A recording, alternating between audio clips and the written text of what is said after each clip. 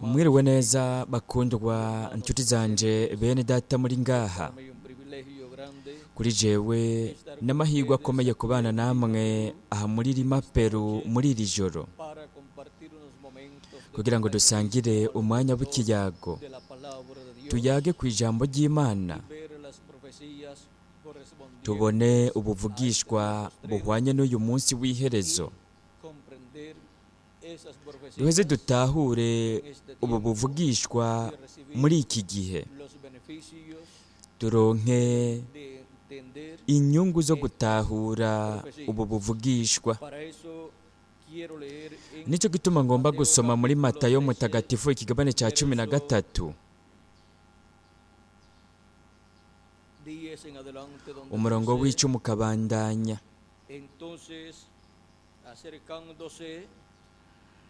Haravuga hati, abigishwa baramwegera baramubaza bati, mbega ikigutera kubigishiriza mu migani ni iki?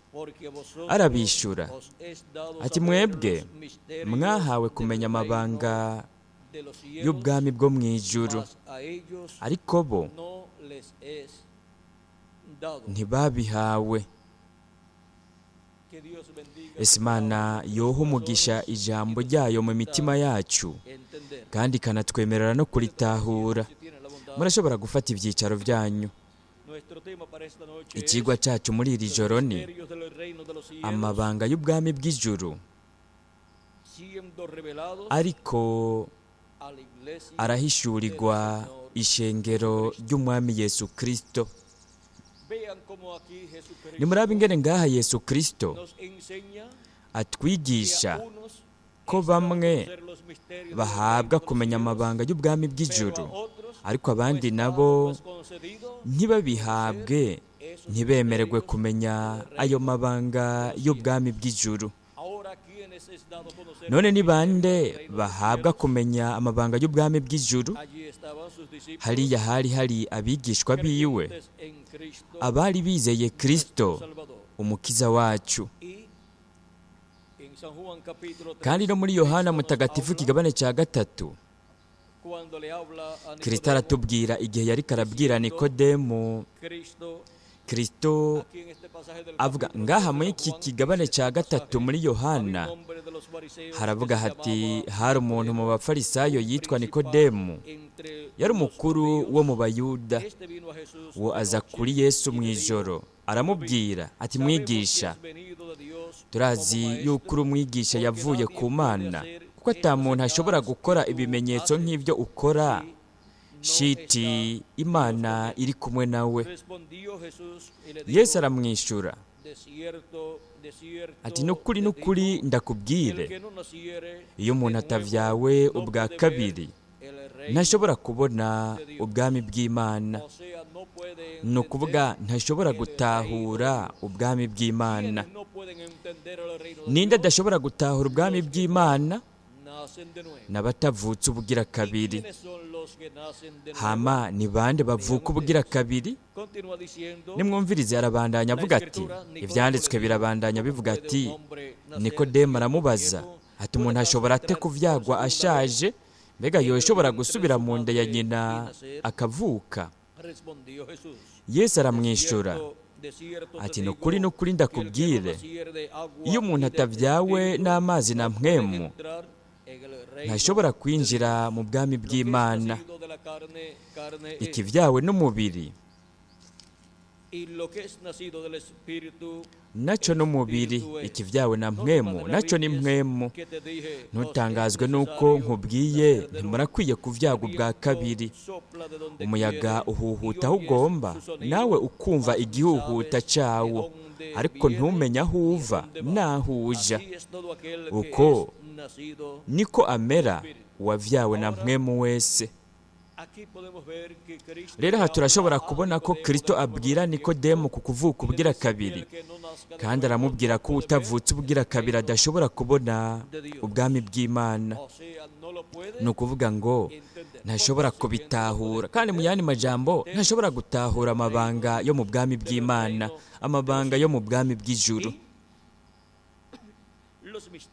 Kandi amabanga yo mu bwami bw'ijuru n'amabanga yo mu ishengero ry'umwami Yesu Kristo.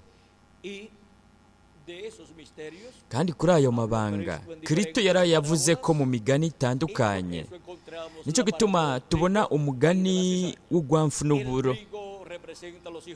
Ingano zishushanya abana b'ubwami, aribo abagize umubiri w'ibanga wa Yesu Kristo, abana b'abahungu n'abakobwa b'Imana. Abo barizeye Kristo nk'umukiza wabo, baroza ibyaha byabo mu maraso y'umwagazi w'intama, bararonka mpwemu wiwe yera. Mu yandi majambo, bo baravyawe n'amazi na mpwemu.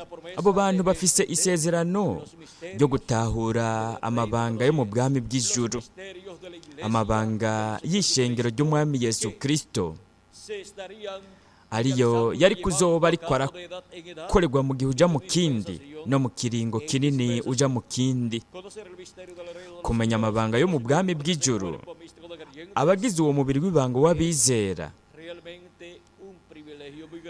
ivyo mu vy'ukuri n'amahirwe akomeye cyane kumenya ko abo bantu bafise amazina yabo yaranditswe mu gitabo cy'ubugingo cy'umwagazi w'intama uhereye isi itararemwa, kandi ko buri umwe muri abo bantu ko afise umwanya agaragariramwo ku isi, akagaragarira mu mubiri upfa ubora umara igihe gito kugira ngo ahure n'ubugingo budashira, agahura n'umugambi w'Imana, agatahura aya mabanga yo mu bwami bw'Imana. Gutyo akakira Kristo nk'umukiza wiwe, akaronka mpwemu wiwe yera, gutyo akinjira mu mubiri w'ibanga wa Kristo, akinjira mu bwami bw'ijuru canke mu bwami bw'Imana, agashigwa mu bibanza byo mu ijuru muri Kristo Yesu. Gutyo umubiri wacu wa teofaniya ukaba uhashizwe, uwo turonka igihe twavuka ubugira kabiri. Uwo mubiri wacu ukaba ushizwe hehe? Mu buringanire bwa gatandatu, ariko ukagaragarira muri twebwe, ukagaragara ku bwacu mu gihe tubayemwo, kandi biciye muri uko kugaragara kw'iyo mpwemu ya teofaniya twaronse, turaronka guhishurirwa kuvuye ku Mana kw'aya mabanga yo mu bwami bw'ijuru. Rero nimurabe abari bo abavugwa ko bemererwa gutahura amabanga y'ubwami bw'ijuru, ariko aravuga ati abandi nabo canke abandi bobo ntibabihabwa. No kuvuga ngo abatari muri uyo mubiri w'ibanga w'abizera mu ishengero ry'umwami Yesu Kristo, barizeye Kristo, bararonse mpwemu wiwe yera. Abataciye muri iyo ntambuko ntibashobora gutahura amabanga yo mu bwami bw'ijuru. Nuko rero abo ntibashobora gutahura integuro y'Imana, iyo Imana yagumye iriko irakorera mu ishengero ryayo, nk'uko yagumye iriko irahamagara mu banyamahanga abantu bitirirwa izina ryayo, n'ingene uva mu gihe uja mu kindi yarungitse intumwa. Kandi muri iyo ntumwa Imana yaraturungikiye ubutumwa uva mu gihe uja mu kindi, n'ingene buri gihe cyashikirijwe muri buri kibanza cyagenywe n'Imana. Rero dushize mu gihe cya nyuma, turitegereza, turasubiza amaso inyuma, tukabona ko igihe cya mbere cy'ishengero ry'abanyamahanga cyashikirijwe muri Aziya ntoya, intumwa yacu yabaye Pawulo. Igihe cya kabiri cy'ishengero ry'abanyamahanga cyashikirijwe mu kibanza cyo mu Burayi. Reka turabe ko Miguel yoba ari ngaha. Mbega hari muri Hongiriya ga Miguel? Muri Hongiriya intumwa yabaye Irene, yari uwo muri Hongiriya. Uwa kabiri yabaye Irene ubwa kabiri habaye mu Bufaransa. Irene hari mu kibanza cyo mu Bufaransa, hanyuma haza Martin, uwo yari uwo muri Hongiriya, ikibanza cyabaye Hongiriya. Rero nimurabe buri gihe uko hashyizwa igihe, Imana yararungika intumwa yo muri icyo gihe. Kristo agaragaye muri mpwemu yaragaragariye muri iyo ntumwa, yaravuga mu rurimi iyo ntumwa yaba ivuga. Nimurabe ingene Kristo yagumye ariko aravuga mu ndimi zitandukanye, avuga biciye mu ntumwa yo muri buri gihe. Kandi nimurabe ingene igikorwa cya Kristo cyo muri buri gihe cyakomoka mu kibanza Imana yaba yashizemo iyo ntumwa, aho iyo ntumwa yaheza igakorera ubukozi bwayo.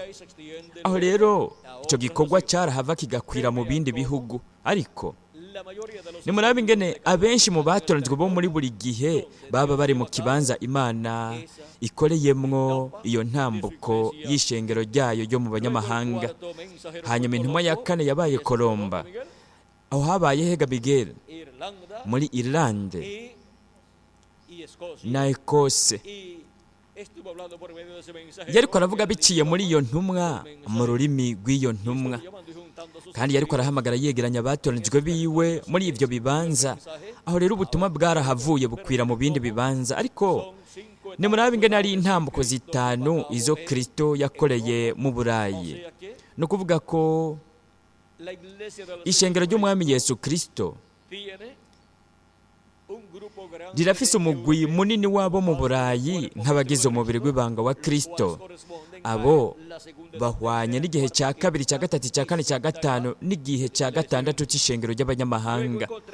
Hanyuma turabona ko mu gihe cya gatanu Imana yarungitse Lutere hariya mu Budage, kandi Kristo mu buryo bwa mpwemu yera yaravugiye mu Budage biciye muri Lutere. Hanyuma mu gihe cya gatandatu yarungitse Yohana Wesley hariya mu Bwongereza, kandi Kristo yaravuze mu Cyongereza, cya Cyongereza cyo mu Bwongereza, kandi yarahamagaye yegeranya abatoranijwe biwe bo mu ico gihe cya gatandatu. Nimurabe ingene mu Burayi Kristo yahakoreye ukugaragara gutanu biciye mu ntumwa zitanu izo we yarungitse mu bihe bitanu bitandukanye. Hanyuma Kristo muri mpwemu yari yaciye aja muri Amerika ya ruguru, kandi yaharungitse umumarayika ntumwa wiwe w'indwi, Reverend William Marion Branham. Yari afise impwemu n'ububasha vya Eliya, kandi biciye muri uwo Kristo yari yigaragaje arahamagara yegeranya abatonjwe bibo mu gihe c'indwi c'ishengero ry'abanyamahanga.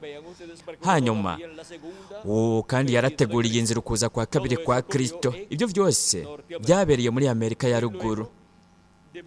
Hanyuma tumaze kubona kahise k'izo ntambuko ndwi z'ishengero ry'abanyamahanga, ikibazo ni iki?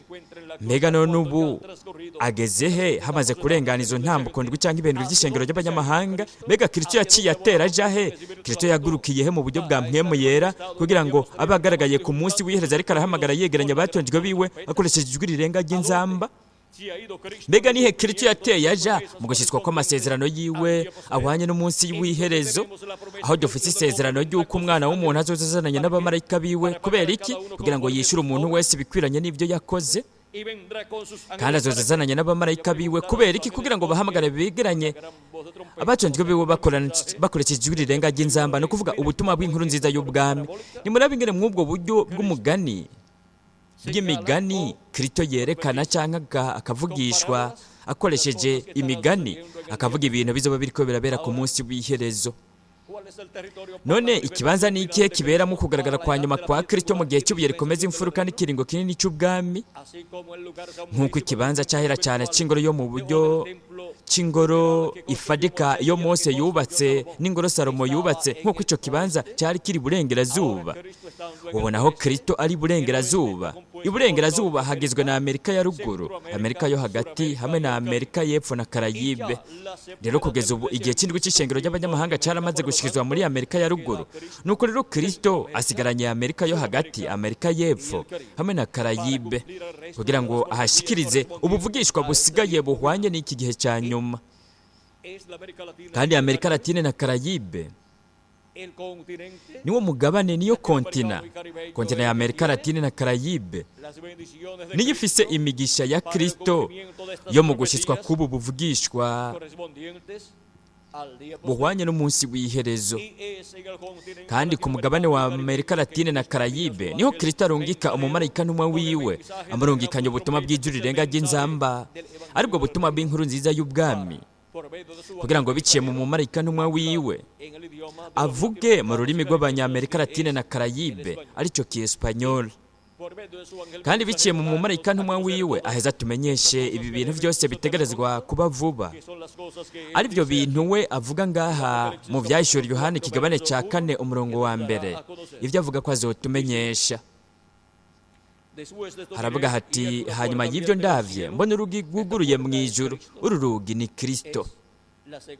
Nukuza kwa kabiri kwa Kristo aje nk'intama yo mu muryango wa Yuda, nikimatanijwe c'indwi gihishuriwe mu ijuru mu byahishuriwe Yohana ikigabane 8 umurongo wa mbere.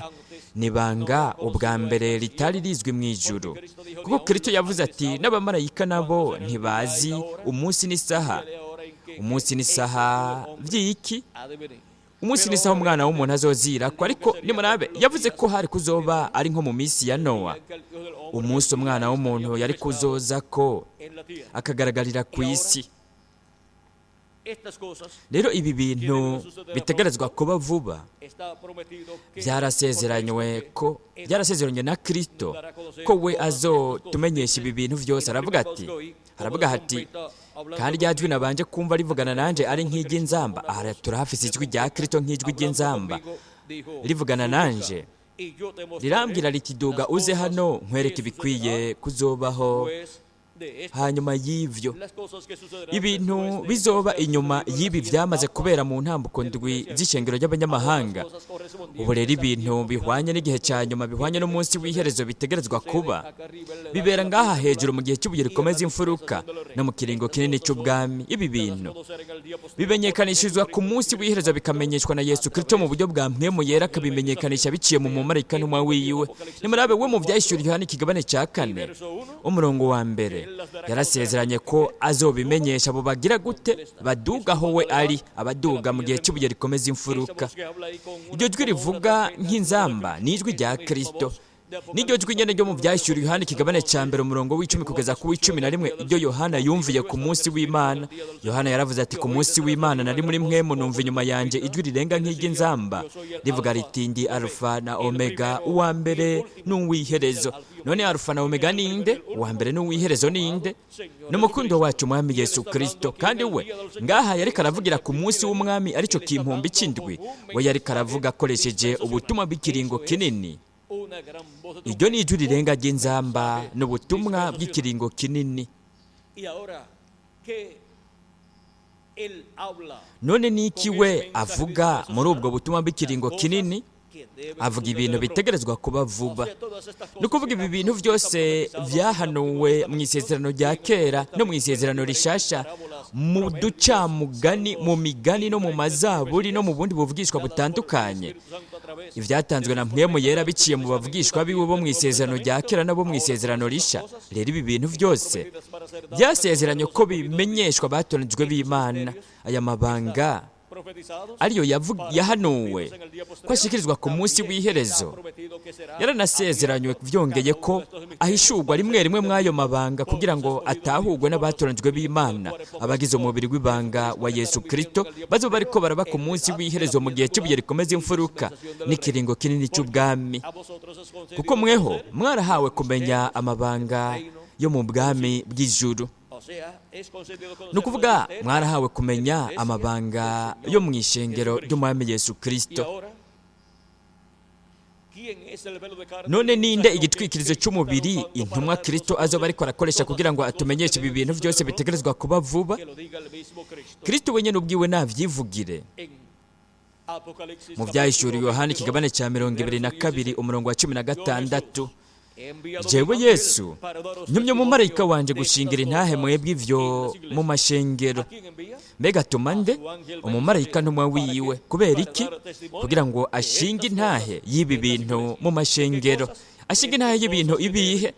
Ibi bintu bitegerezwa kuba vuba. Mu byahishuriwe Yohana ikigabane cya 22 umurongo wa 6 naho nyene Kristo aradushingira intahe. Ivyanditswe bitubwira biti, arambarira atayo majambo nayo kwizegwa n'ay'ukuri, kandi umwami niyo Mana igera impwemu z'abavugishwa nayo, yatumye umumarayika wiwe kwereka abagurano biwe ibintu bigira bibe vuba. Mbega atuma nde?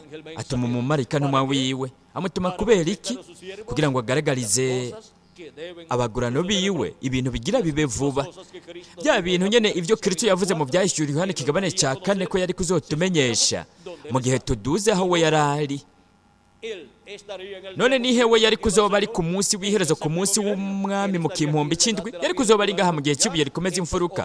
Kuko kugeza ubu ibi bindi bihendwi canke intambuko ndwi z'ishengero ry'abanyamahanga ry'Umwami Yesu Kristo, izi ntambuko zo zaramaze kurangira, kandi ubu dusigaranye gusa igihe cy'ubuye rikomeza imfuruka, igihe cy'urukundo rw'Imana, igihe gitunganye, aho Kristo yari kuzoba ariko aravugira akoresheje ijwi rirenga ry'inzamba, no kuvuga akoresheje ubutumwa bw'inkuru nziza y'ubwami. Kandi muri ubwo butumwa, akoresheje ubwo butumwa yari kuzoba ariko aratumenyesha, ariko araduhishurira ibi bintu byose bitegerezwa kuba vuba mu kimpumbi cy'indwi, ni ukuvuga ku munsi w'iherezo. Ni bangahe bo muri mwebwe bari bazi ko umunsi w'iherezo ari kimpumbi cy'indwi? Ntitwari tubizi, ariko kugeza ubu ho turabizi, kuko ibyo byaramaze guhishurwa, byaramaze kumenyekanishwa. Ni bandi bari bazi ko iminsi y'iherezo cyari kimpumbi cya gatanu, icya gatandatu n'icy'indwi? Ntitwari tubizi, ariko kugeza ubu ho turabizi, kuko ibyo byaramaze kugurwa, byarahishuriwe ishengero ry'umwami Yesu Kristo. Ni bangahe bari bazi yuko ikibanza cy'ahera cyane mu ngoro cyari kiri burengerazuba, kandi ikibanza cy'ahera cyane cy'ingoro yo mu buryo bw'impwemu ko kiri burengerazuba gihwana na Amerika Latine na Karayibe? Abaturage bo muri Amerika Latine na Karayibe ntitwari tubizi, ariko kugeza ubu ho turabizi.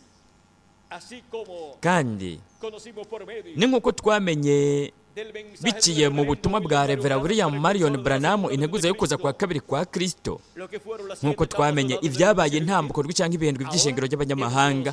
Ubu naho twaramenye igihe gishasha, igihe cy'ibuye rikomeza imfuruka.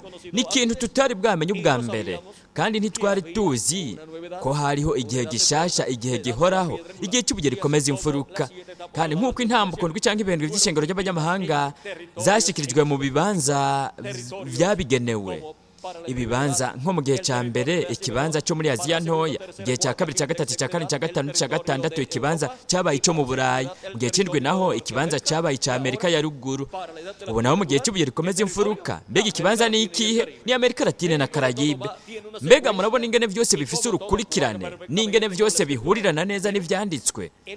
Nimwumvirize ibanga ry'ingoro Salomo yubatse n'ihema Mose yubatse. Biratwereka ukubakwa kw'ishengero ry'umwami Yesu Kristo. Iyi ngoro nshasha, ingoro yubakiwe Imana, yubakishijwe ibiremwa abantu. Ni ingoro yagumye iriko irubakwa, kandi nta mukondwe cyangwa ibihindwe by'ishengero ry'abanyamahanga. Ibyo bihwana n'ikibanza cy'ahera cy'ingoro Mose yubatse, n'iyo Salomo yubatse, ndetse n'ingoro iri mu ijuru, kuko izo ngoro zose zishushanya iri mu ijuru, ingoro y'Imana yo mu ijuru. Rero ikibanza cyahera cyane cy'ingoro Mose yubatse n'ingoro Salomo yubatse n'ingoro yo mu ijuru. Ubu rero mu gushyitswa kw'ibyo bibanza by'ahera cyane mu mubiri w'ibanga wa Kristo mu ishengero ry'umwami Yesu Kristo, mu iyi ngoro yo mu buryo bw'impwemu, bihwana n'ikibanza cya Amerika Latine na Karayibe. Bihwana n'igihe cy'ibuye rikomeza imfuruka, aho Imana yari kuzoba ifise abatoranijwe bayo, bariko barahamagagwa begeranyirizwa ku munsi w'iherezo, begeranywa biciye muri Yesu Kristo mu buryo bwa mpwemu yera, bikora biciye mu mumarayika n'umwe wiwe. Ariko araduhamagaza ubutumwa bw'ijuru rirenga ry'inzamba y'ubutumwa bwiza bw'ubwami. Ni inzamba y'ubutumwa bwiza bw'ubwami kuri uyu munsi w'iherezo. Iyo nzamba iriko iratangaza, imenyekanisha ibanga ry'ikimatanijwe cy'indwi, ibanga ryo kuza kwa kabiri kwa Kristo, ukuza kwa Kristo mu buryo bwa mpwemu yera ajye ku ishengero ryiwe, kuko we aza kubw'ishengero ryiwe. Nuko rero ategerezwa kuza ku ishengero ryiwe, kandi aje ku ishengero ryiwe, we azohumisha amaso y'abanyateolojiya bo mu gihe cya nyuma, nk'uko mu kuza kwe kwa mbere yugaye agahumisha amaso y'abanyabwenge n'abahanga, abanyateolojiya n'abanyabwenge mu by'iyobokamana mu gihe ciwe. Rero murabona ingene Kristo aza uva mu gihe uja mu kindi, akaza ku ishengero ryiwe muri buri gihe, akaza biciye mu mumarayika ntumwa wo muri buri gihe, kandi azazanye ubutumwa bwo mw'ico gihe kugira ngo ahamagare yegeranye abatonjwe biwe muri buri kimwe mw'ivyo bihe. None ubu naho aza gute ku munsi w'iherezo ku ishengero ryiwe mu gihe cy'ibuye rikomeza imfuruka? Aza ari mu mumarayika ntumwa wiwe, azanye ubutumwa bw'inkuru nziza y'ubwami, ariko arahamagara yegeranye abatonjwe biwe akoresheje ubutumwa buca hirya no hino y'ukuza kwa kabiri kwa Kristo. Aje nk'intambwe yo mu muryango wa Yuda, aje nk'umwami w'abami n'uganza baganza mu gikorwa cyo kwisubiza ibyiwe, kandi ikibanza kiberamwo ugushyitswa kw'iryo sezerano ni Amerika Latine na Karayibe. Imana ntiyari yaribagiye abanyamerika Latine na Karayibe, naho ingene babayeho mu by'ubutunzi, ingene babayeho mu nzira zitandukanye z'ubuzima bwabo muri Amerika Latine na Karayibe. Si ubuzima bwiza nk'ubwabo mu Burayi n'abo muri Amerika ya ruguru, ariko mu mugambi w'Imana twagenewe igice nyamukuru, twagenewe igice cy'ikibanza cyahera cyane cy'ingoro yiwe yo mu buryo bw'impwemu. Kandi umugisha w'Imana, umugisha w'Uhoraho niwo utungisha kandi nta mubabaro awuvangamwo. Rero murabona ni vyiza kuronka umugisha w'Imana naho umuntu yoba ari umukene canke iyo kontinent umugabane ukaba ukenye, hako umuntu aba umutunzi canke iyo kontinent ikaba itunze ariko bakaba badafise umugisha w'Imana. Nimurabe wa mugabo w'umutunzi yari afise ubutunzi bwinshi ariko nta mugisha w'Imana yari afise, apfuye mbega yateye ajahe? Yagiye ikuzimu. Wa mworo we wasabiriza Lazaro yari umworo, yari afise ingorane mu bijyanye n'ubuzima bwiwe, ariko apfuye kubera ko yari afise umugisha w'Imana. Abamarayika b'Imana bararungitswe kugira ngo bamujyane muri paradizo mu gikiriza cya Aburahamu. Aho rero we yariruwe, wa mutunzi nawe yarababarijwe ikuzimu. Rero murabona ko umugisha w'Imana ari cyo kintu ngirakamaro cyane ku muntu wese, ku gisagara cyose, ku gihugu cyose, ndetse no ku mugabane kontinent iyo ari yo yose. Nicyo gituma Kristo yavuze ati ubwa mbere na mbere murondere iki? Murondere ubwami bw'Imana n'ubutungane n'ukugororoka kwayo, ibisigaye navyo muzovyongegwa. Nimurabe ingene turondera ubwami bw'Imana. Iyo igihe gishitse Imana ikarungika intumwa, kandi biciye muri iyo ntumwa Kristo mu buryo bwa mpwemu yera akigaragaza, akavugisha abantu biwe, agahamagara akegeranya abatonzwe biwe. Aha bariko arahamagara abantu biwe kugira ngo binjire mu bwami bw'Imana. Aho abanditswe mu gitabo cy'ubugingo cy'umwagazi w'intama bararondera ubwami bw'Imana, barabubona bakabwinjiramwo biciye mu kwizera Kristo, bakavuka ubwira kabiri.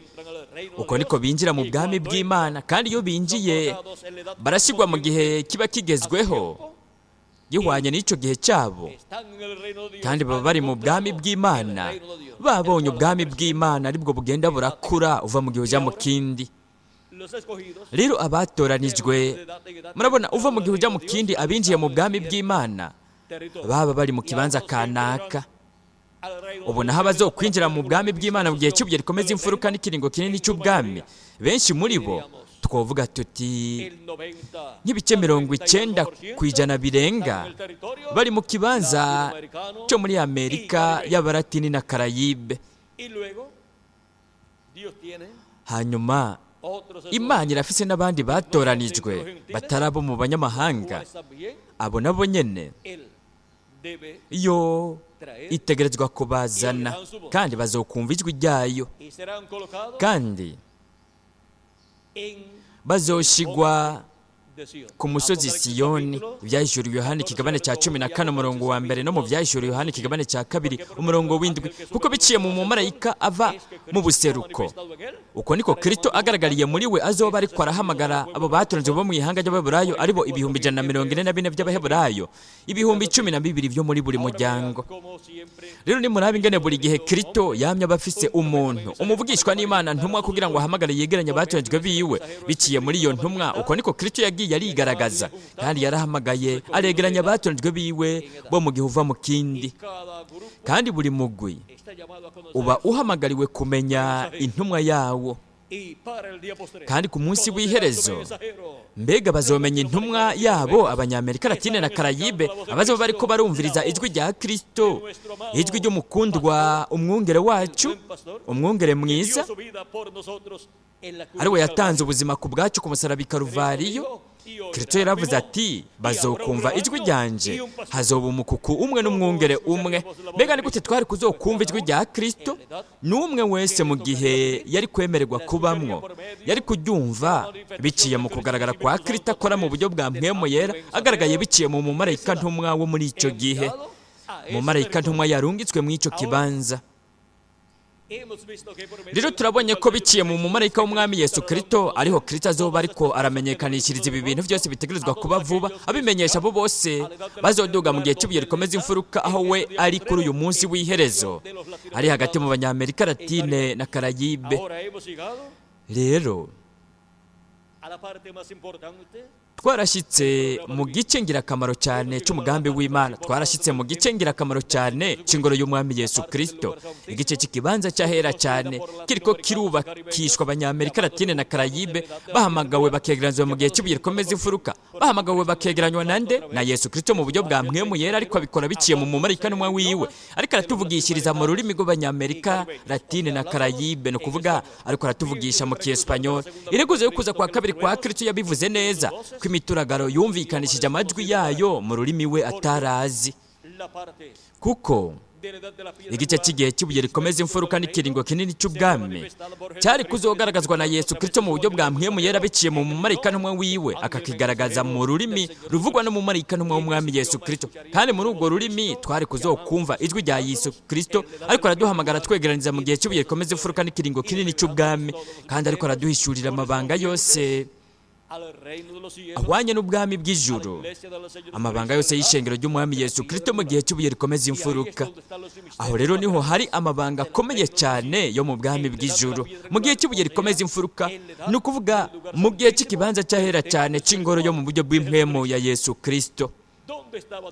Mbega Imana nihe yagaragarira mu mwuzuro wayo wose mu rusengero? Ni mu kibanza cyahera cyane ku isanduku y'isezerano ku mutemere wo guhongera ko hagati y'abakerubi babiri ba zahabu.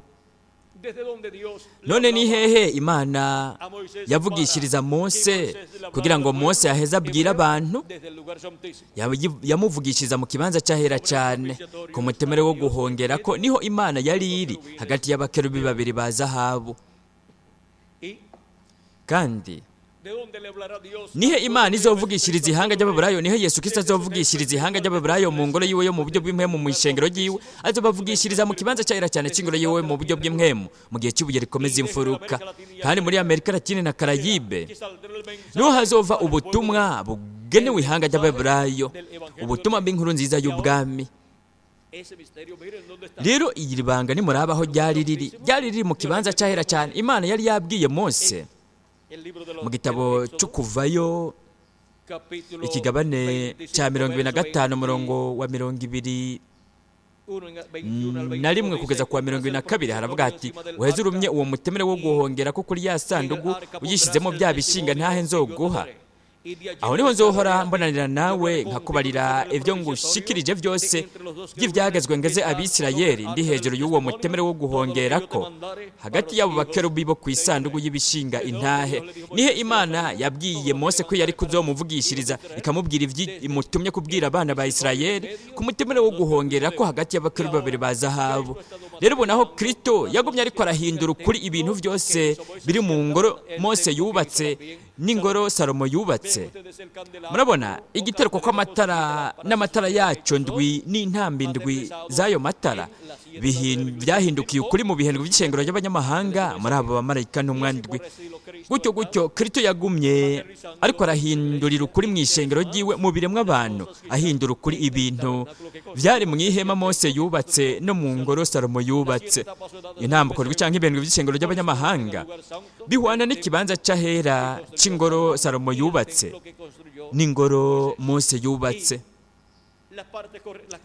Kandi ibintu bihwanye n'igihe cy'ibuye rikomeza imfuruka n'ikiringo kinini cy'ubwami, ibyo navyo bihwana n'ibyari biri mu kibanza cyahera cyane cy'ingoro Salomo yubatse hamwe n'ihema Mose yubatse. Kandi ibyo ngaha ku isi bihagarariye ibintu biri mu ijuru mu kibanza cyahera cyane mu ngoro yo mu ijuru, no kuvuga ibintu biri hariya mu ijuru ku ntebe y'Imana bishushanyirijwe mu gihe cy'ibuye rikomeza imfuruka mu kibanza cyahera cyane cy'ingoro yo mu buryo bw'impwemu ya Kristo. Kandi nimurabe ibi bintu byose biri hariya mu ijuru hanyuma bikaba byarashushanyirijwe mu ihema rya Mose no mu ngoro ya Salome. Kristo arabihindurira ukuri mu biremwa abantu, no kuvuga mu biremwa abantu niho ibintu byose biri mu ijuru byari kuzoshushanyirizwa ngaha ku isi. Rero iri ni banga rikomeye cyane rirengeye ibyo twebwe twoshobora kwiyumvira kwibaza, kuko ibintu byose byabonekeye hariya mu ihema Mose yubatse mu kibanza cyahera cyane no mu ngoro ya Salomo, n'ibintu byose tubona ko biri mu ngoro yo mu ijuru mu kibanza cyahera cyane ku ntebe y'Imana. Ibyo byose bitegerezwa guhindukira mu biremwa abantu, ni ukuvuga bitegerezwa gushikirizwa mu biremwa abantu, aribo bazaba bari ngaha mu kibanza cyahera cyane. Kandi nimwitegereze, iri ni rimwe mu mabanga akomakomeye yo mu bwami bw'ijuru, amabanga akomeye cyane yo mu bwami bw'Imana, mu bwami bw'ijuru, mu ishengero ry'umwami Yesu Kristo. Ayo mabanga akomakomeye ari hehe? Mu gihe cy'ibuye rikomeza imfuruka mu kiringo kinini cy'ubwami, ayo mabanga ari he? Mu kibanza cyahera cyane cy'ingoro yo mu buryo bw'impemu ya Kristo. Kandi icyo gice cy'ingoro, mu guhinduka ukuri kw'icyo gice, bihwana nahe? Na Amerika Latine na Karayibe. Ivyo rero bisigura yuko amabanga akomakomeye yo mu ishengero ry'umwami Yesu Kristo yari gushikirizwa hehe? Yari kugurwa agahishurirwa hehe? Muri Amerika Latine na Karayibe. Nimurabe mu kibanza cyahera cyane, hari ukugaragara kw'Imana, Shekina. Kandi aho hari impano yanyegejwe nayo nyene, kandi aho hari n'ibisate vyanditse ko amategeko, hariho na ya nkoni ya Aroni yashurika. Aho kandi vyongeye harashizwe n'icotero igihe umuherezi mukuru yahinjira rimwe mu mwaka, icotezo. Aho harashigwa n'amaraso y'uguhongerera, amaraso y'impongano y'isuguru. Kandi nimwitegereze ingene vyongeye aho haba hari n'izina rihoraho ry'Imana. Imana yarategetse Mose ko yubaka ihema ryari kubamwo izina ry'Imana, ihema ryubakiwe izina ryayo. Yongeye n'igihe Salomo nawe yubaka ingoro akayubakira Imana mu gisagara Imana yari yagenye kugira ngo cyubakwemwo iyo ngoro, aho yariko yubaka iki? Yariko yubaka ingoro yubakiwe izina ry'Imana. None ni mu gice ikihe cy'iyo ngoro hari izina ry'Imana na hari Imana. Yari iri hagati y'abakerubi babiri ba zahabu, aho rero hari izina ry'Imana, kuko aho hari Shekina, marayika w'Uhoraho, marayika w'isezerano. Mbega Imana ni iki yabwiye umuvugishwa Mose mu Kuvayo ikigabane cya 23 umurongo wa 20 ukabandanya? Iti, hengira ntume umumarayika imbere yanyu abazigame mu nzira, abashikane aho nateguye. Muze mumwubahe, mumwumvire, ntimuze mumugararize, kuko atazobaharira ibicumuro byanyu, kuko izina ryanje riri muri we. Nihe hari izina ry'Imana? Izina rihoraho ry'Imana ryari riri hehe? Muri marayika w'Uhoraho. Ariko nimwamwumvira by'ukuri mugakora ibyo nzovuga byose, nanjye nzoba umwansi w'abansi banyu, nzoba umugwanizi bo babagwanya, kuko uwo mumarayika wanje azoja imbere yanyu gushika mu Bamori no mu Baheti no mu Baferizi no mu Banyakanani no mu Bahiwi no mu Bayebusi, nanjye nzogenda nabarandura. Rero nimurabe ahari izina ry'Imana ryari riri ahari kugaragara kw'Imana. Muko kugaragara kw'Imana ariyo yitwa marayika w'Uhoraho. Ni ukuvuga muri uyo muntu wo mu buringanire bwa gatandatu, ariwe marayika w'Uhoraho, marayika w'isezerano, ariwe vyongeye ari Jambo, vyongeye yitwa Jambo. Aho niho hari izina ry'Imana. Kandi igihe uyo marayika Jambo yambara umubiri akaba hagati mu biremwa abantu, yafashe izina ry'ubucunguzi, izina Yesu, kugira ngo akore igikorwa cyiwe cy'ubucunguzi nk'umwagazi w'Imana apfiriye ku musaraba i Karuvariyo. Ivyo vyarakozwe haheze hafi imyaka 2000. Ubonaho mu vyahishuriwe Yohana ikigabane cya 3 umurongo wa 12 Kristo aratubwira uku, aratubwira ati,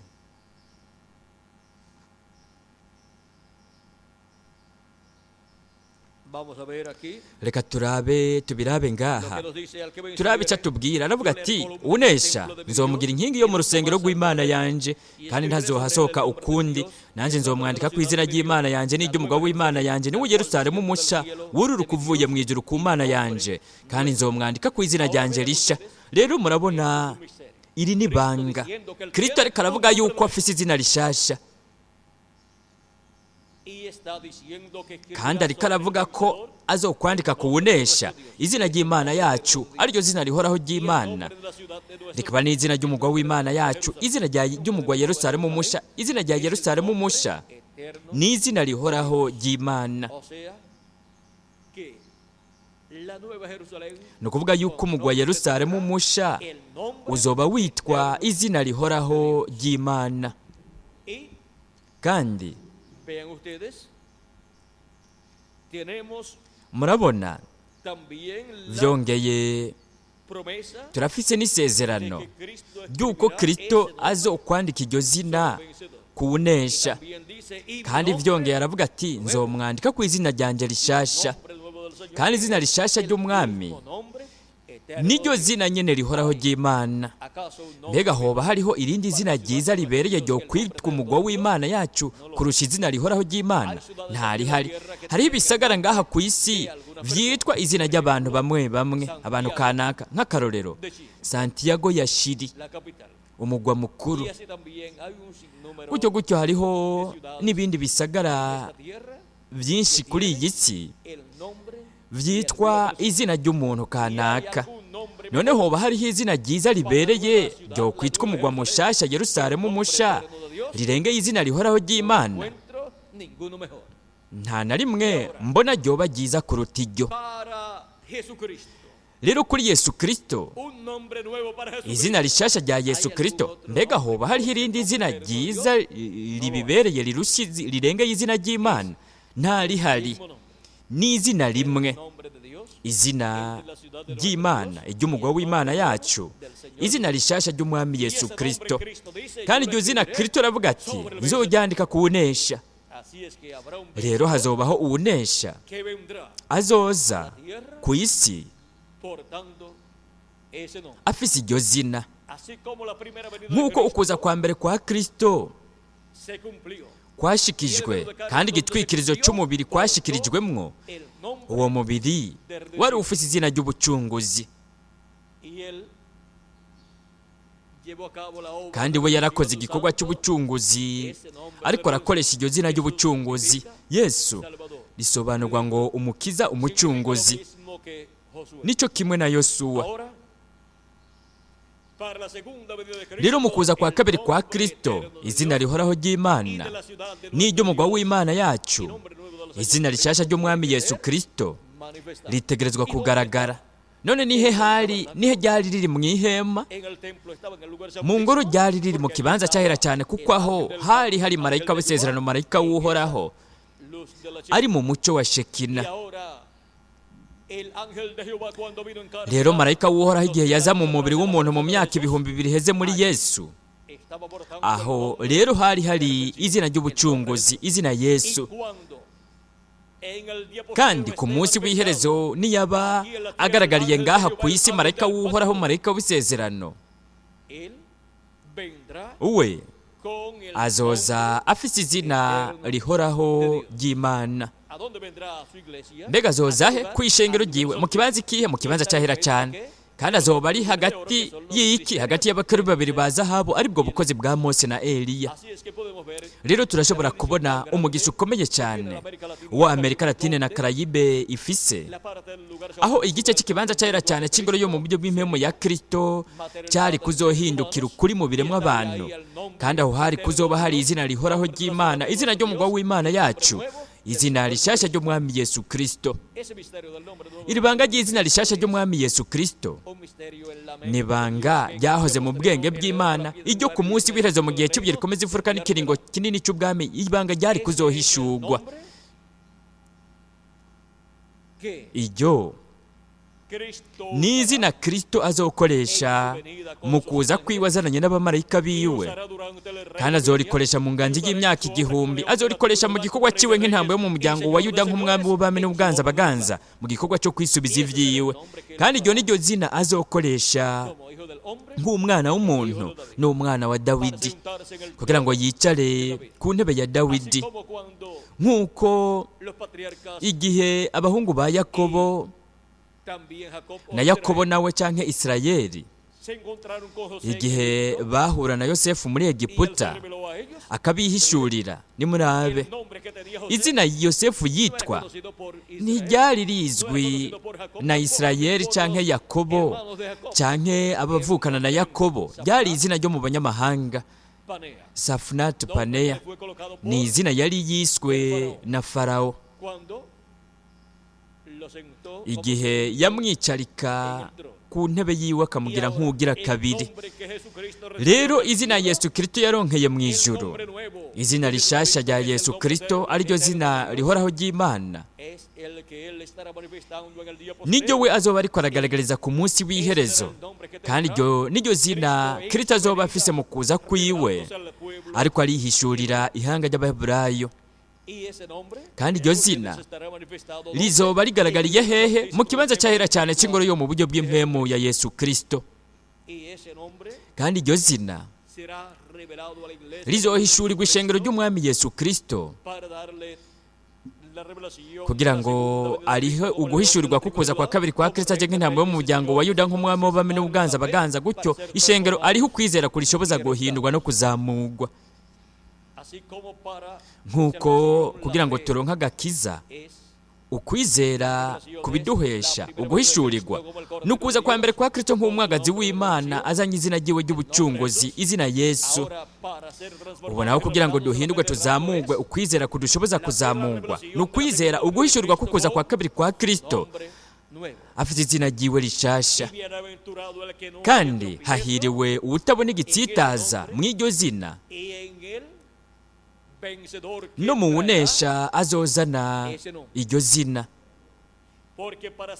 Kuko kugira ngo izina rihishurwe ritegezwa kuba rigaragariye mu muntu, uko niko we arihishura akarihishurira abantu biwe, kandi uko niko hashyitswa iryo sezerano, iryo banga rigahishurirwa abatoranijwe b'Imana ku munsi w'iherezo.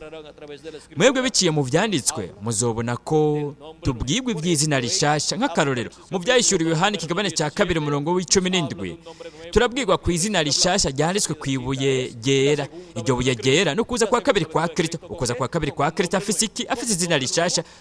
Afise izina rishasha iryo yaronse igihe yaduga mu ijuru, izina rihoraho ry'Imana. Byongeye no mu byahishuriwe Yohana ikigabane c'19 turabwirwa kugendera ku ifarasi yera yo mu byahishuriwe Yohana, ariko kuza kwa kabiri kwa Kristo kuza kwa mpwemu yera. Ukuza kwa Kristo mu buryo bwa mpwemu yera mu mubiri w'umuntu ku munsi w'iherezo.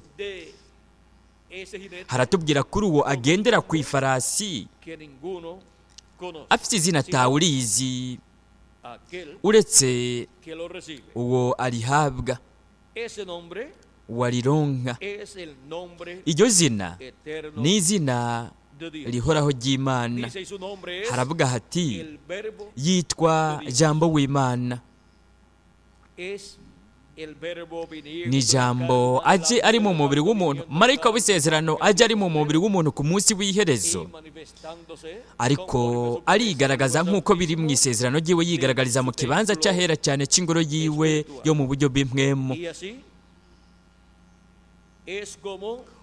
Uko rero niko iryo zina rizoba rigaragaye mu kuza k'umwana w'umuntu, kuza kwa marayika w'isezerano azananye n'abamarayika biwe kuri uyu munsi w'iherezo. Haravuga hati ku mpuzu ziwe no ku kibero handitse kw'iri zina ngo umwami w'abami, uganza abaganza. Aba aje nk'umwami w'abami n'uganza abaganza, afite izina rihoraho ry'Imana, kugira ngo habe intangamarara y'inganji y'imyaka 1000, n'intangamarara y'ikimpumbi cy'indwi, n'intangamarara y'igihe cy'ubuye rikomeza imfuruka n'ikiringo kinini cy'ubwami, kugira ngo gutya ahamagara yegeranya abatoranijwe b'Imana, abashyire mu gihe cy'ubuye rikomeza imfuruka, aheza aduhe ukwizera uguhishurirwa k'ubutumwa bwiza bw'ubwami, uguhishurirwa kukuza kwa kabiri kwa Kristo, aje nk'intambwe yo mu muryango wa Yuda. Gutyo rero dutegurwe kugira ngo duhindurwe tuzamugwe kuri uyu munsi w'iherezo.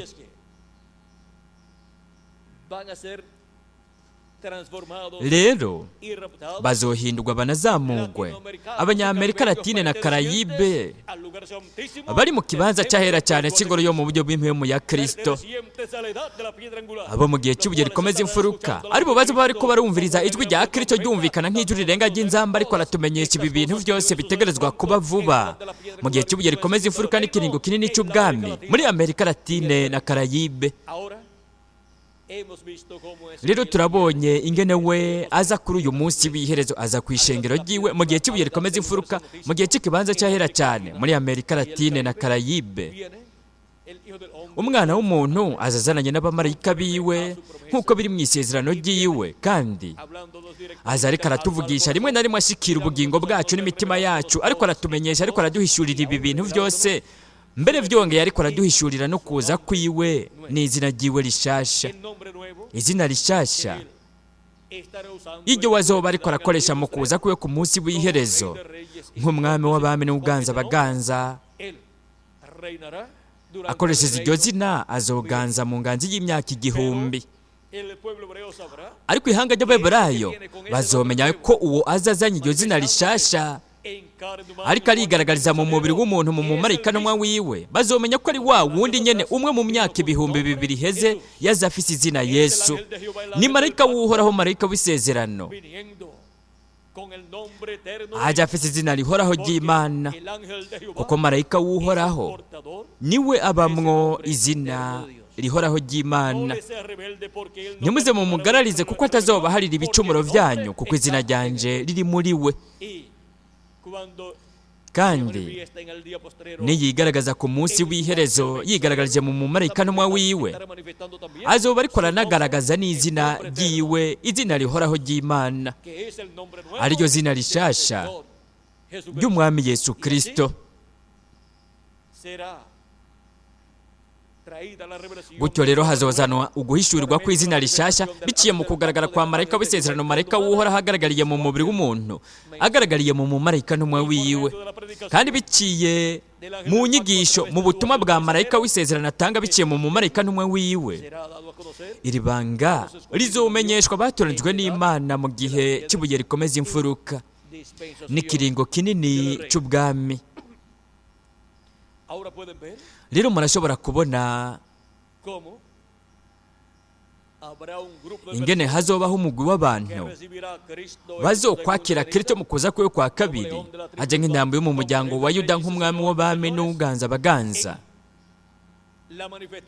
Mu kugaragara k'umwana w'umuntu azananye n'abamarayika biwe, ari mu mumarayika n'umwa wiwe, Kristo afite izina ryiwe rishasha ku munsi w'iherezo, kandi ariko arigaragazanya izina ryiwe rishasha mu kuza kwiwe mu gihe cy'ibuye rikomeza imfuruka n'ikiringo kinini cy'ubwami. Gutyo ariko araduha guhishurirwa ko kuza kwiwe afite izina ryiwe rishasha. Gutyo rero we yari kuzotwereka urukurikirane rw'umugambi w'Imana wo mu gihe cy'ibuye rikomeza imfuruka, akatwereka ko bihwanye n'ivyasezeranywe biciye mu vyanditswe byo mu isezerano rya kera ndetse n'ivyo mu isezerano rishasha.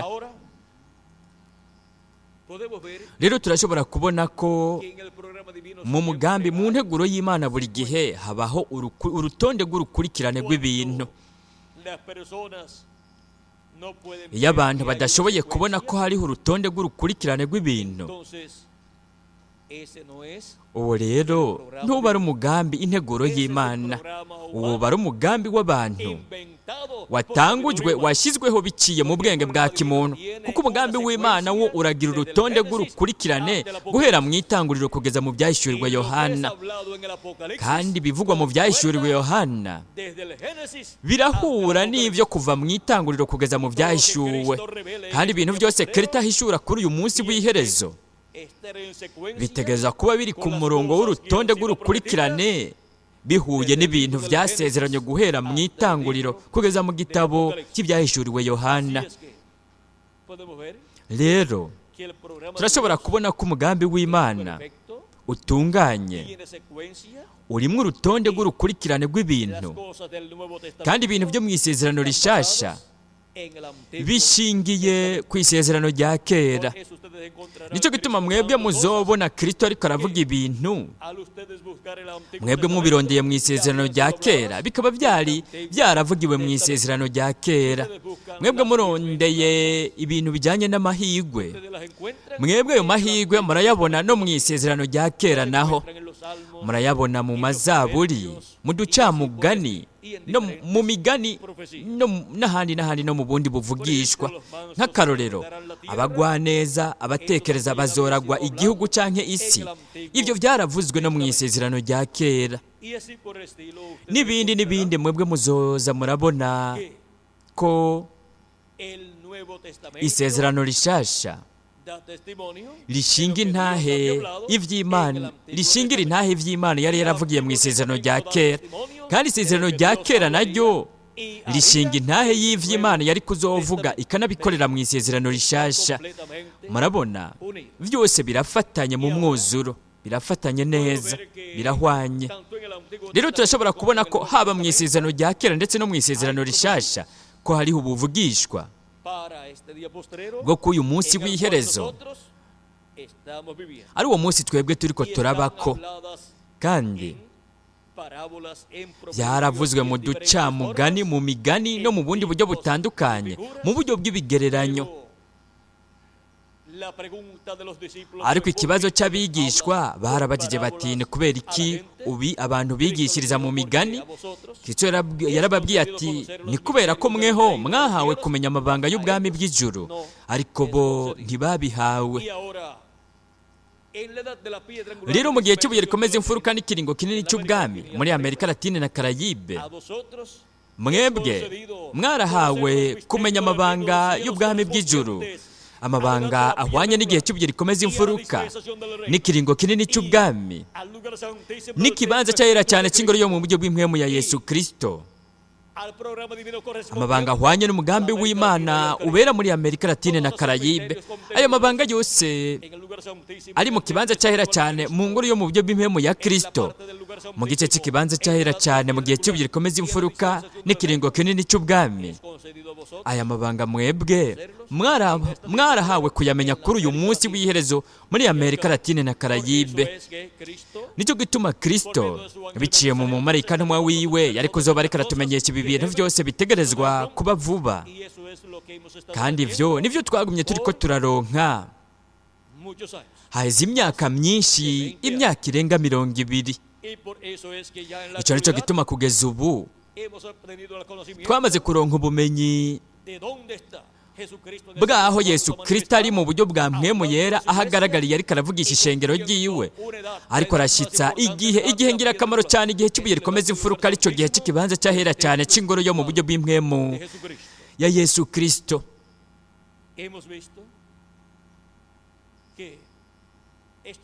Turabonye ko aya mabanga y'ubwami bw'ijuru cyangwa y'ubwami bw'Imana, ni ukuvuga amabanga y'ishengero ry'umwami Yesu Kristo ahwanye n'uyu munsi w'iherezo. Turabonye ko yarari nk'akaroro mu mugani w'ugwamfu n'uburo, hari harimo ibihwanye n'umuhero w'isi, no mu mugani w'urusenga naho nyene hari harimwo ibihwanye n'iherezo ry'ikinjana, umuhero w'isi, aho avuga ko azotuma abamarayika biwe mu gihe ikihe ku muhero w'isi. Ukugaragara k'ubukozi bw'abamarayika biwe, icyo ni ikimenyetso kiboneka kigaragara neza cyerekana ko twashyitse ku muhero w'isi. Ni ukuvuga ugushika k'ubukozi bwa Mose na Eliya ni ikimenyetso cyerekana ko twashyitse ku muhero w'isi. No kwegeranya uko batoranijwe ingano byari byarasezeranywe ko biba muri iki gihe. Rero vyongeye turashobora kubona ko n'igihano cy'Imana nacyo kiri hafi, kuko urwamfu ruzotambirwa mu mikama, ruterigwe mu itanura ry'umuriro kugira ngo ruturigwe. Ni ukuvuga ko ikimenyetso cy'umuhero w'isi ari ukuza ko bamarayika biwe, ukuza kwa Mose na Eliya. Ubwo bukozi buri ko buragaragara buhamagara bwegeranya batoranijwe bakoresheje ijwi rirenga ry'inzambu, ubutumwa bw'inkuru nziza y'ubwami. Ubwo bukozi nibwo bukora icyo gikorwa. Ni ubukozi Yesu Kristo mu buryo bwa mpwemu yera agaragaza ku munsi w'iherezo, akabugaragariza mu mumarayika ntumwa wiwe, kandi vyongeye aranagaragaza n'ubukozi bwa Yesu ku ncuro igira kabiri, nk'uko kandi munyihanganire, nk'uko agaragaza n'ubukozi bwa Mose ku ncuro igira kabiri, hamwe n'ubukozi bwa Eliya ku ncuro igira gatanu. Aya n'amabanga yo mu bwami bw'ijuru, amabanga yo mu bwami bw'Imana ahishurwa, yugurugurirwa batoranijwe b'Imana ku munsi w'iherezo mu gihe cy'ubuye rikomeza imfuruka n'ikiringo kinini cy'ubwami. muri Amerika Latine na Karayibe niho bikoregwa. Icyo nicyo gituma rero aya mabanga yagumye ariko arugurwa hishurwa muri iyi myaka yose yagumye iriko irarengana, kandi buri munsi Kristo mu buryo bwa mpwemu yera biciye mu mumarika n'umwe wiwe agenda ararushiriza kuduha umuco mwinshi, nk'uko izuba naryo ribikora mu gitondo riraduha umuco mukeya igihe rirashe, tugashobora kubona ikintu kanaka tukavuga tuti ndabona iki kintu aha ndiko ndaraba ku iki kintu ndiko ndaraba, hanyuma inyuma y'isaha tukakiraba bundi bushasha hakaba hari umuco mwinshi tukakibona neza, tugashobora kubona n'utundi tuntu duto duto. Iyindi saha nayo ikarengana tukakiraba bundi bushasha kikaba kiboneshejwe ko n'umuco mwinshi w'izuba, tugashobora kubona utundi tuntu twinshi, tukabona imfuruka zose, impande zose z'icyo kintu turiko turaraba. Uko niko binagenda no kuri buri cigwa cya Bibiliya gihwanye n'umunsi w'iherezo. Uko umunsi ugenda urakura, uko umunsi w'indwi ugizwe n'imyaka 1000 ugenda uraca, no kuvuga ikimpumbi cy'indwi ari wo munsi w'iherezo imbere y'Imana, tugenda turabona ibi vyigwa byose byo buvugishwa buhwanye n'umunsi w'iherezo, tugenda turabubona ubwo buvugishwa burimo umuco mwinshi, tukagenda turabona ibintu vyinshi muri kimwe muri ivyo vyigwa, ayo mabanga avugwa mu ducamugani no mu migani no mu bundi buvugishwa butandukanye bwo mu isezerano rya kera ndetse n'ubwo mu isezerano rishasha. Nimurabe ingene Kristo igihe yavuga ku kuza k'umwana w'umuntu yabivuze akoresheje imigani itandukanye, yari bivuze mu buryo butandukanye, ni ukuvuga ko muri buri buryo bwose ubwo we yakoresheje kugira ngo avuge ku kuza kwa kabiri kwa Kristo, aho we yaba ariko avuga ashimikiye ku ruhande kanaka ruvuga ku kuza kwa Kristo. Kandi kugira ngo dushobore gutahura mu mwuzuro kuza kwa kabiri kwa Kristo, dutegerezwa gutahura izo mpande zose zitandukanye zerekaniwe mu migani itandukanye no mu buvugishwa butandukanye. Nk'akarorero, ukuza kwa kabiri kwa Kristo kwerekanywe nko kurasa kw'izuba ry'ubugororotsi. Ivyo biri muri Maraki ikigabane cya 4 umurongo wa 2. Hamwe no kuza kwa kabiri kwa Kristo mu maso yiwe hasa n'izuba. Murabona ibyo byose birafise isiguro yavyo. Nuko rero dutegereza kubibonera ku ruhande rwo kwitegereza, tukabona icyo izuba rishushanya. Izuba kubera ko ari umwami w'ibindi binyenyeri, rishushanya ukuza kwa kabiri kwa Kristo je nk'umwami w'abami n'uganza baganza. Ubwo n'uruhande rumwe rwerekana ukuza kwa kabiri kwa Kristo, ni imfuruka imwe ivyerekana. Gutyo turashobora kurondera ubuvugishwa bwose buhwanye no kuza kwa kabiri kwa Kristo n'uburyo butandukanye bwo mu buryo bw'ubuvugishwa bw'ibigereranyo vyakoreshejwe, gutyo tugashobora kubona icyo buri kigereranyo gishushanya, icyo buri mugani ushushanya. Gutyo rero tukabona ishusho itahuritse neza yerekana icyo ari cyo kuza kwa kabiri kwa Kristo azananye n'abamarayika biwe ku munsi w'iherezo. Ni vyiza, tuzobandanya mu bikorane bikurikira turiko turavuga kuri aya mabanga y'ubwami bw'Imana, ubwami bw'ijuru, kandi mwebwe muzoba muriko muravyumviriza biciye mu mavideo, ariko muzoba muriko muravyumva kandi muzogenda buri munsi murushiriza kuronka ishusho isesuye neza yerekana icyo ari cyo kuza kwa kabiri kwa Kristo azananye n'abamarayika biwe ariko arahamagara yegeranya abatoranijwe biwe akoresheje ijwi rirenga ry'inzamba. Mu gihe cy'ubuye rikomeza imfuruka n'ikiringo kinini cy'ubwami n'umunsi w'iherezo n'ikibanza ikihe cya Amerika Latine na Karayibe. Mbega barihe abari kuzobona ubu buvugishwa buriko burashitswa bushikizwa ku munsi w'iherezo? Turi ngaha. Aha hariho umugwi muri Lima ya Peru no muri Repubulika ya Peru yose no mu bindi bihugu byose vya Amerika Latine na Karayibe. muri buri gihugu hariho umugwi w'abantu bafise amazina yabo yaranditswe mu gitabo cy'ubugingo cy'umwagazi w'intama uhereye isi itarashyirwaho ifatiro. Abari kuzobona ugushyitswa k'ubu buvugishwa ku munsi w'iherezo, kandi bari kuzobona insiguro y'ubu buvugishwa bwose, kuko byose bari kubihishurirwa, kandi ab'ubwenge bari kuzotahura. None bari hehe abo ubwenge? Turi ngaha mu gihe ikihe? Mu gihe cy'ubuye rikomeza imfuruka, mu kiringo kinini ikihe? Mu kiringo kinini cy'ubwami. Ku munsi uwuhe? Ku munsi w'iherezo, umunsi w'umwami, ikimpumbi kigira indwi. Kuri jewe yari amahirwe akomeye cyane kuba nari kumwe namwe muri iri joro, ndiko ndabashingira intahe y'amabanga y'ubwami bw'Imana.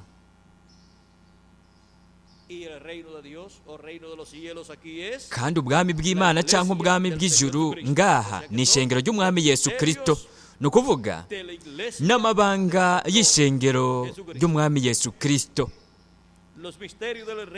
Amabanga y'ubwami bw'ijuru mu ishengero ry'umwami Yesu Kristo. Ni byiza kuri jewe yari amahirwe akomeye kuba nari kumwe namwe, ndiko ndabashingira intahe y'amabanga y'ubwami bw'ijuru, ni ukuvuga amabanga y'ishengero ry'umwami Yesu Kristo.